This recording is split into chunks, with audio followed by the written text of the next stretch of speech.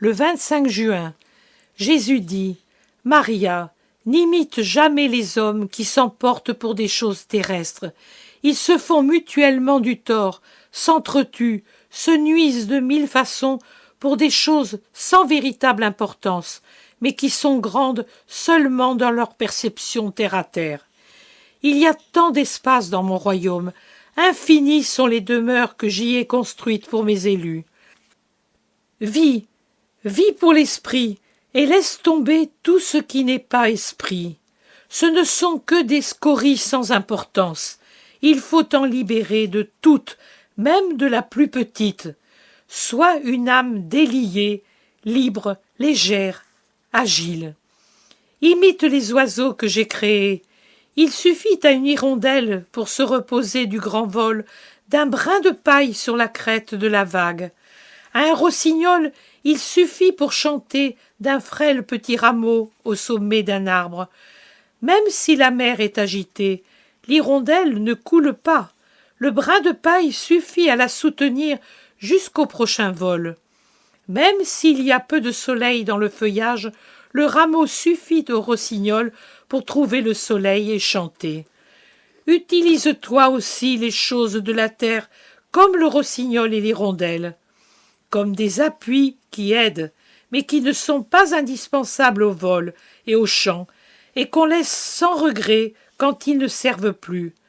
Car ce sont l'aile et la gorge qui donnent le vol et le chant, et non le brin de paille ou le rameau. Il en est de même pour les âmes. Ce n'est pas la terre qui donne le ciel, mais le ciel qui donne la terre. Et vous devez vous servir de la terre pour prendre votre élan vers le ciel, non pour y mettre les racines malsaines d'un attachement coupable aux choses qui ne sont pas éternelles. Seul Dieu et les choses de Dieu sont éternelles et méritent votre attachement. Quand j'ai inspiré le Père à te demander ta petite autobiographie, je l'ai fait parce que je savais qu'il t'en serait venu un bien. Tu as expulsé en l'écrivant toute l'amertume, tout le poison, tout le ferment que la vie avait déposé en toi. Tu t'en es purifié. Tu avais besoin de te redire à toi-même tout ce que tu avais souffert et de le dire à un cœur chrétien. C'est ce qui console le plus aussi longtemps qu'on est un être humain. Tu avais besoin de faire, pour ainsi dire, une comptabilité spirituelle pour voir combien tu avais donné à Dieu et reçu de lui, et combien tu avais donné aux humains et reçu d'eux. Considérées une par une, les choses de la vie sont ou trop noires ou trop roses, et on est parfois induit en erreur dans leur évaluation.